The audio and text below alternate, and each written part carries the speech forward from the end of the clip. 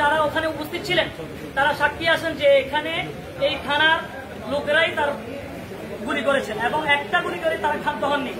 অনেক রিপোর্ট করেছে যে ছেলেটার পায়ের মধ্যেও গুলি করতে তাহলে ছেলেটা বেঁচে থাকতো। একটা মেধাবী ছাত্রকে নৃশংসভাবে 70টার উপরে গুলি করে তাকে হত্যা করা হয়েছে।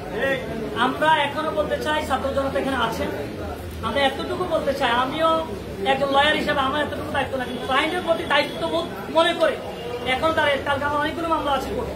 তারপরেও আমরা বলতে চাই যে আমরা যেহেতু ছাত্র জনতা আসছেন, তারা শহীদের বিক্ষিপ্তভাবে তারা এখানে আজকে শহীদের জন্য তারা এখানে প্রতিবাদ করছেন। আমরা অনুরোধ করছি যারা শুনছেন, বিশেষ করে ডিসি যিনি আছেন, যিনি দায়িত্বে আছেন, মামলাটা যদি রিসিভ করা হয় তাহলে ছাত্র জনতা এখান থেকে খুব শান্তিতে চলে যাবে। আর না হলে ছাত্র জনতা কি করবেন না, ছাত্র জনতার এখানে সমন্বয়ক আছেন আমাদের এবি জুবাইর। আমি জুবাইর ভাইকে হেল্প করার জন্যই এখনো পর্যন্ত আছি। আমি চাচ্ছি যে এটা ন্যায় বিচারটা প্রতিষ্ঠিত হোক। একজন ক্লায়েন্ট, আমার একজন ক্লায়েন্ট হিসেবে আমি জানি যে তার হত্যার বিচারটা যেন হয়। মামলায় রায় হচ্ছে, তবে এটা যেন বুঝাচ্ছে যে শেখ হাসিনার তোরা এখনো থানায় বসে আছে।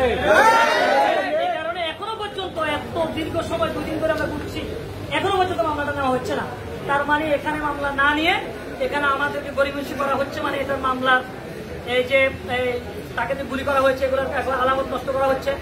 আরেকটা বিষয় হলো যে উনি যে আমার থেকে এজাহারটা নিয়ে গেলেন, উনি বিভিন্ন লোকদেরকে কল দিয়ে বলেছেন আপনার নাম মামলা হয়েছে। আমাদের যে ভিকটিম তার বাবাকে বলা হয়েছে যে আমার এই যে ডিসি মশিউরের ওয়াইফ কল দিয়েছে যে আমার হাজব্যান্ড এটা করে না, অথচ সে এখানে লালবাগের জুনের ডিসি ছিল, যে সেটা করে তার নামটা কেটে দেওয়ার জন্য। এবার বিভিন্ন জন দিয়ে তার কাছে কল আসতেছেন। এটাও ন্যায় বিচার বিকৃত হবে বলে আমরা মনে করছি। আমি আশা করছি যে খুব শীঘ্রই মামলাটা দায়ের করে আমরা বাসায় ফিরে যেতে পারবো এই বলে আমি